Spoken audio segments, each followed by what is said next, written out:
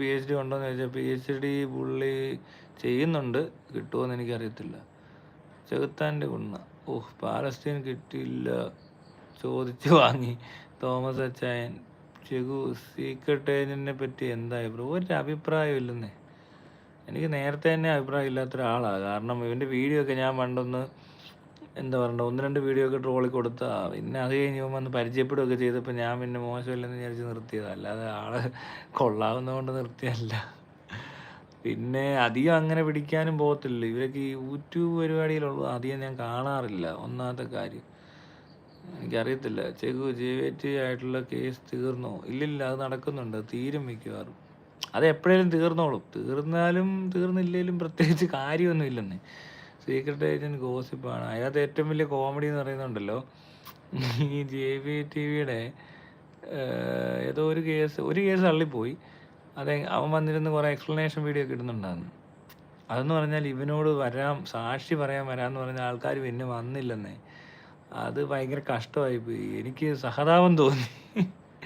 കാരണം ഇവനെ പിന്നെ അവർക്ക് മനസ്സിലായി കാണും, ഇവൻ കള്ളത്തരം കാണിക്കുന്നുണ്ട്. അല്ലെങ്കിൽ ഇവൻ്റെ കൂടെ അങ്ങനെ നമ്മളൊക്കെ ഒരാളെ പറ്റി ഒരു അഭിപ്രായം ഉണ്ടല്ലോ, അത് മാറിയിട്ടുണ്ട് അവർക്ക്. ഞാൻ ഈ കിടന്ന് ബഹളം വെച്ച് കഴിയുമ്പോൾ ഞാനത് നിർത്തി ഞാൻ പോയി. പക്ഷേ കേസും കാര്യങ്ങളൊക്കെ വന്നപ്പോൾ അവർക്ക് ഈ സാക്ഷി വരാമെന്ന് പറഞ്ഞവർ വലിഞ്ഞു കളഞ്ഞു. മനസ്സിലായോ?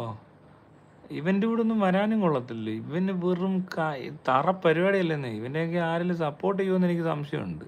പിന്നെ ഇനി അതാ വന്നാലും കുഴപ്പമൊന്നുമില്ല. ഒരു സൈഡ് അങ്ങ് മാറിക്കിട്ടി. എന്തോ കേസാണ്, സൈബർ അല്ല, സൈബർ കേസ് ഒരെണ്ണം കൂടെ ഉണ്ട്. 2 കേസാണ് അവർ ഫയൽ ചെയ്തത്. അതിനകത്ത് ഒരെണ്ണം പോയി. കാരണം അതിന് സാക്ഷി വരുന്നില്ല. ഇപ്പം നമ്മളൊക്കെ കൂട്ടുകാരൊക്കെ ആയിരിക്കണം. ഒരാളെ വിളിച്ച് 5 പേര് വരും. ചിലപ്പോൾ ഒരു വണ്ടി വിളിച്ച് വരും ആൾക്കാർ. ഇവനെ ഒന്നും ആർക്കും വേണ്ടാത്ത തന്നെ. ഈ ഓൺലൈനിലുള്ള കളിയല്ലേ. പിന്നെ അതുമല്ല തിരിച്ചും മറിച്ചും പറഞ്ഞുകൊണ്ടിരിക്കുക. അത് വലിയൊരു അപകടം ഉണ്ടാക്കുന്ന സംഭവമാണ് സത്യം പറഞ്ഞ്. നമ്മളെപ്പോഴും ഇങ്ങനെ മാറ്റിയും മറിച്ചും പറഞ്ഞുകൊണ്ടിരുന്ന് കഴിഞ്ഞാൽ ഉണ്ടല്ലോ, നമ്മളോടൊന്നും ആരും കാണത്തില്ല. തന്നെ ഇരിക്കത്തേ ഉള്ളൂ. അതേപോലെ മുറിക്കാതിരിക്കേണ്ടി വരും ലാസ്റ്റിൽ.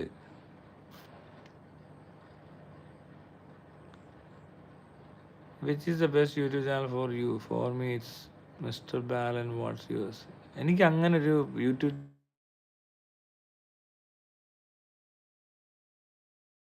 ചെയ്യട്ടെ. സന്തോഷ് വർക്കി എന്നിട്ടിറക്കി വിളിക്കാവേ. എന്തിനീ ഇവന് ഉറക്കമൊന്നുമില്ലേ?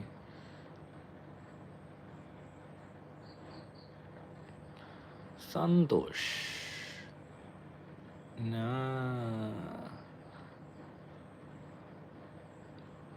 സന്തോഷ് വർക്കി എന്തിനായിരിക്കും വിളിക്കുന്നത്? ലൈവിലൊന്നും ഇടുന്ന മോശമാണ്.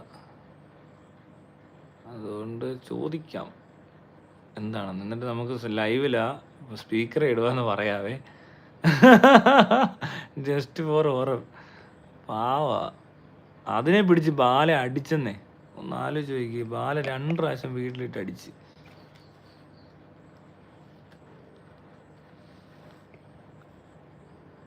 ചെകുത്താൻ ഷെയാണ് ഹോട്ടായെന്ന്. ആറാട്ടണൻ പൻതീട്ടം തിന്നുന്നവൻ്റെ വെയിറ്റിംഗ് ഫോർ ആറാട്ടണൻ ലൈവ്. ആറാട്ടണൻ ഉറങ്ങട്ടെ പാവം. എന്നെ ഇങ്ങോട്ടാണ് വിളിച്ചത്. ഇവിടെ ഇയാൾ എടുക്കത്തില്ല, അങ്ങോട്ട് വിളിക്കും. ഹലോ ഹലോ, എന്താടാ വിളിച്ചേ?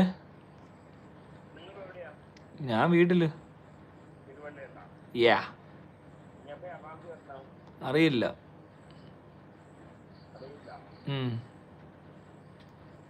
എന്താ പരിപാടി? എന്ത് ചെയ്യുക? റിസർച്ച് ചെയ്യുവാണോ? ഞാൻ ലൈവിലിരിക്കുവാണ്. അപ്പോൾ എല്ലാവരും ഞാൻ ആറാട്ടനെ വിളിക്കുന്നു പറഞ്ഞപ്പോൾ ആറാട്ടനെ ചോദിക്കുന്നുണ്ട്. ലൈവ് വരുന്നോ? എനിക്ക് ഞാൻ നോക്കട്ടെ. സ്റ്റാർട്ട് ഇപ്പോൾ എങ്ങനെയാ കയറുന്നതെന്ന് നോക്കട്ടെ. എനിക്ക് ഇതിൻ്റെ പരിപാടി അത്ര വശമില്ല. നോക്കട്ടെ. യൂട്യൂബിൽ ലൈവിൽ കയറാൻ അറിയാമോ അതെനിക്ക്? അതിനകത്ത് 2 പേരും കൂടെ ലൈവ് ഇങ്ങനെ ചെയ്യാൻ പറ്റുമോ? അത് ഫേസ്ബുക്കിലാ. യൂട്യൂബിൽ എനിക്ക് കാണുന്നില്ല.